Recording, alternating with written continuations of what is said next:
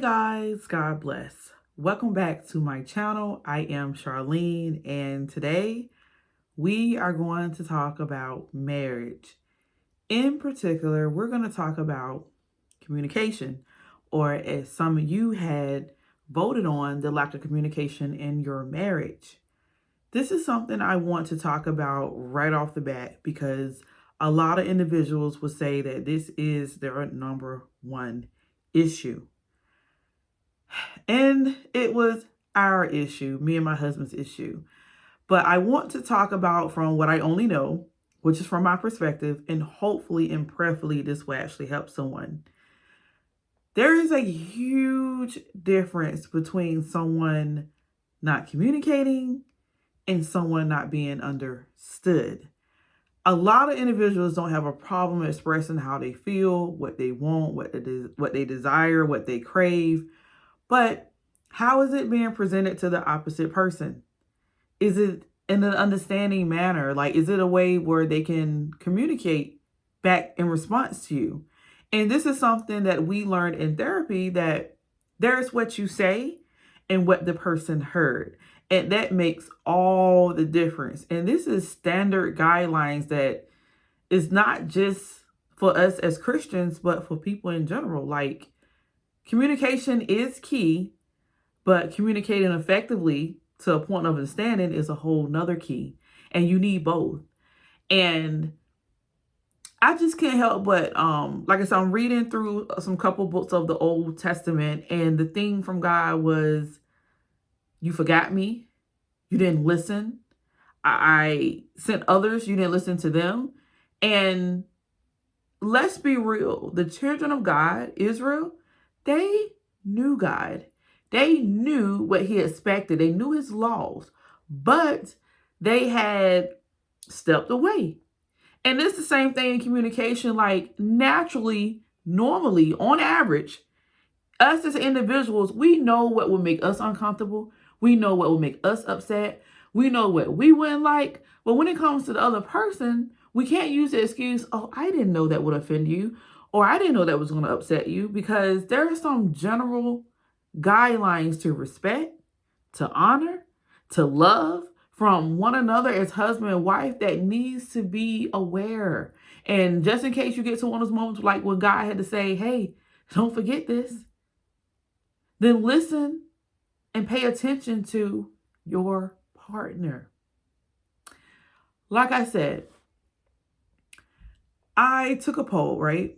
And like I said, most of you said you have no issues, or excuse me, that your biggest issue and concern was communication. I want to tell my experience so that you guys don't make the same mistake I made. Since day one, my husband has expressed what he desired, what he craved, what he wanted, what I wasn't doing, right off bat. Now, initially, I'm defensive. I am hurt.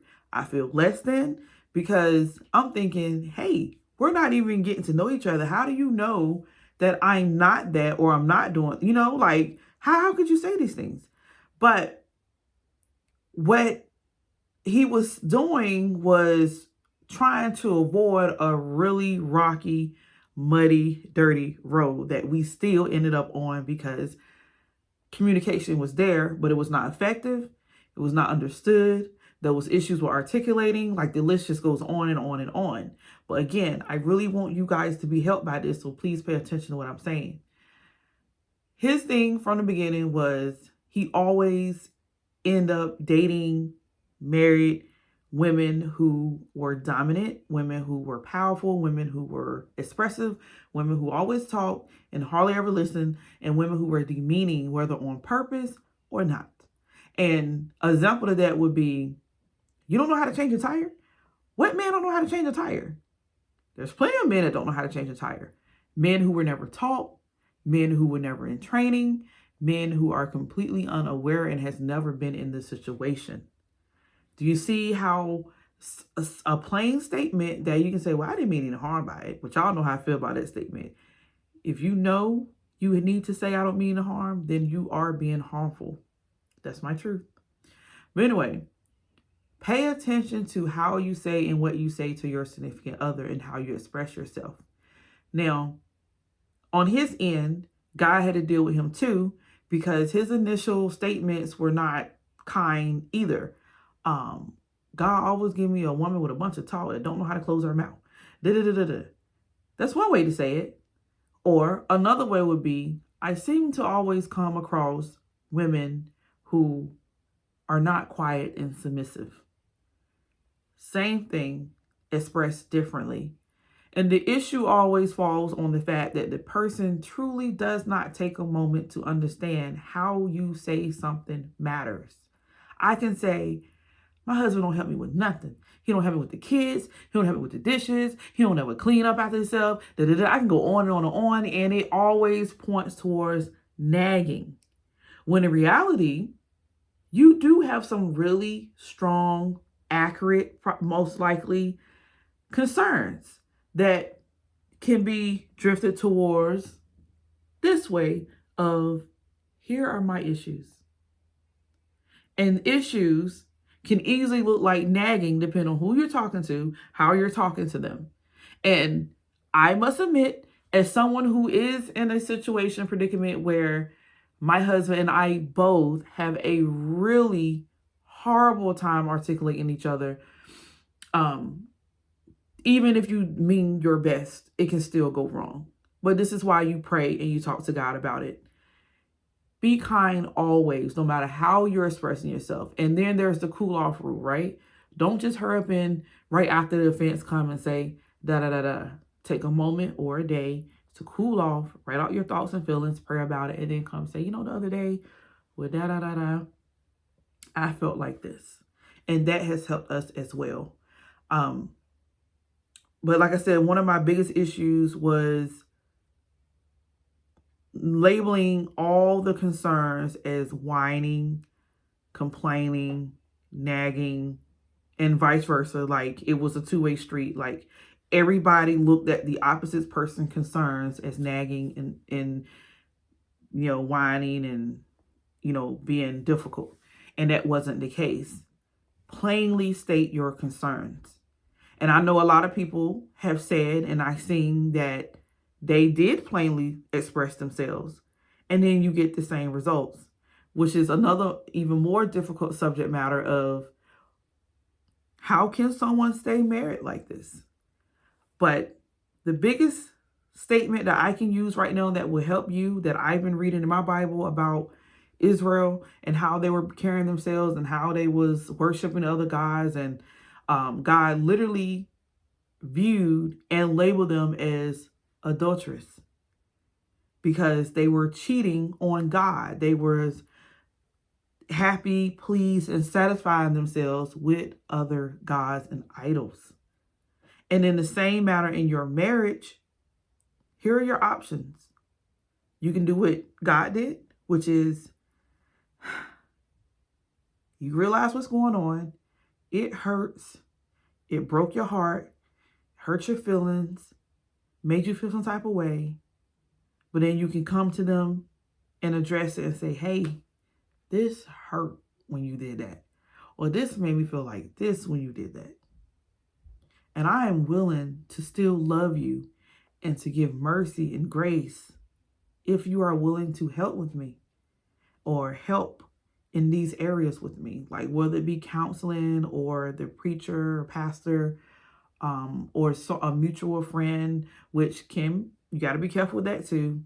But even with pastors, you have to be careful, because I remember in the beginning of our marriage, because mind you, we got counseling after the fact, which I do not recommend. Please have counseling before marriage. I believe that will summed up our issues and concerns. On the same hand, me and him both will agree that if we were to collectively gather that information prior, there would probably have been no marriage, because our differences and our values, or what we did value, were so different. And obviously we both fear God and we both wanted a relationship with God, but there were some really strong lines that would have just, been like, nah, I don't think we're right for each other.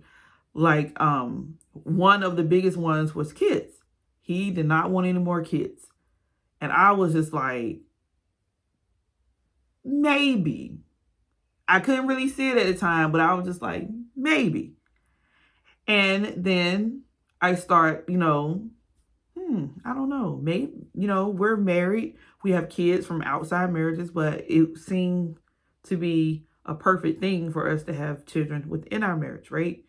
And then obviously I won. No, I'm just kidding. But we had kids.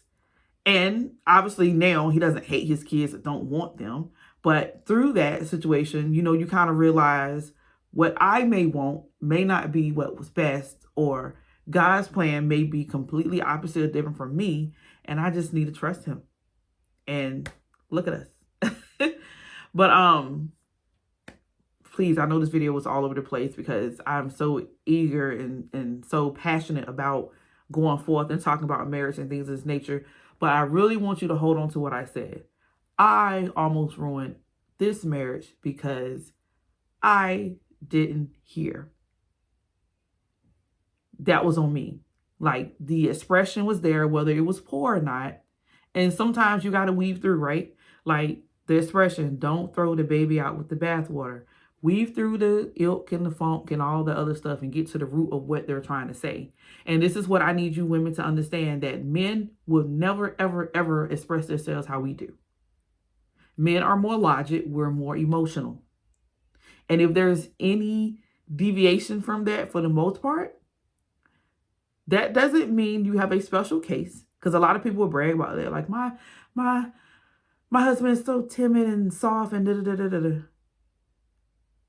We're gentle. Nowhere in your Bible does God reference the man as supposedly being gentle, which means that is not God's will.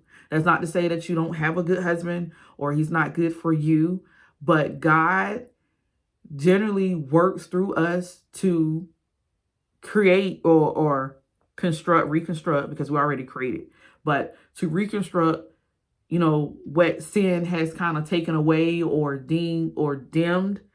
There's a light about us that should shine. Like, we should be gentle and quiet, but hello, like myself, sometimes you're not quiet and sometimes you're not gentle. But that does not mean because you originally start out as not being those things that you should end that way. You should seek to be a biblical woman. And that's going to take a lot of fighting and a lot of struggle and a lot of prayer and fasting. And the same thing with men. Like, you have a lot of men who they attract the dominant woman because they have issues with being a dominant man. And that's something, ladies, I'm telling you this in this video, but it's not something that you can go to your husband and say, you're soft or you're not strong enough, because that is going to demean him and belittle him. And then he's going to lose respect for you. And if y'all don't know anything else about marriage, but losing respect can end a marriage. It may not be right then and there, but when it's all said and done, you get to a point where you say, he lost respect for me, or I lost respect for him. That's a big deal. And if you see or feel like that is already going on, I really, truly want you to pray and fast about it. That would be one of the things I will say that is warrant a fast and a prayer. Sooner than later. But, I'm not here to tell people what to do. I am here to suggest. I'm here to be transparent and open. Like I said, this was something that I kind of shied away from. I was like, Lord, I'm still struggling and I'm still dealing. But through me dealing and struggling, like, I know I can help someone. I know. And I'm going to say some hard truths. And some people are going to hate me. Some people are probably going to leave and delete. And that's okay. Because for Christ I live, for Christ I die. And Christ was offended for me. He was struck down, spit on, beard ripped out, hung naked. I can't sit here and take someone not liking what I say for his glory. Then I'm too weak, even as a soft, gentle woman. But anyway, please comment below if you have any questions, concerns, any comments. Obviously, this is a sensitive subject. So y'all know my rule. Don't pollute. Keep it cute in the comment section. Don't say anything demeaning or disrespectful. I would even say be careful about how you talk about your own situation, because God has dealt with me with that too. Like, you don't put it all on the table. And some things the world will never know unless you said it. And that makes all the difference, especially with men. Like, your mom looks at me like I ain't nothing. Could it be something that you have said to your mom that will allow her to look at him in that way? We have to be careful. Social media isn't a place to demean or degrade or sneak this, which in this world, like, a post will come right by your face and you're like, ooh, I feel like that. And you'll share it and everybody like, what's going on with their marriage? You have to be careful. That was one of the hardest things for me to realize and accept, because I'm like, I generally saying, oh, that makes sense. But there's always somebody looking and watching. And for that reason, you have to be careful. So please stay tuned, because more videos like this are going to come. Please feel free to reach out to me. Like I said, don't blaster your whole family issue or concern under this post necessarily. Keep it really general. If you need prayer about something, please comment and let me know. You may email me, but I must say this right now that, hey, I'm not a counselor. I'm not a therapist. I'm just Char, and I'm married to a pastor. Like I said, God is still dealing with me with some stuff, so I am new to this. Obviously, I'm more than happy to pray with you guys, but please understand that I'm no expert. I'm just trying to be obedient. Love you guys. God bless. Take care. Bye.